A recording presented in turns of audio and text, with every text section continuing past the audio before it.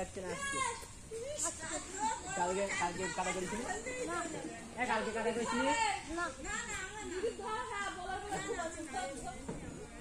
কালকে কাটা করেছিলি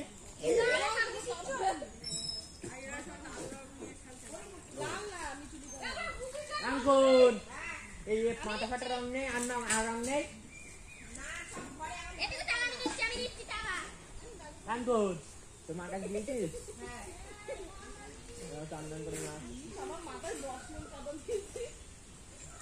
সবাই একসাথে একটা ছবি তুলবো সবগুলো দেখে নিবি ঠিক আছে।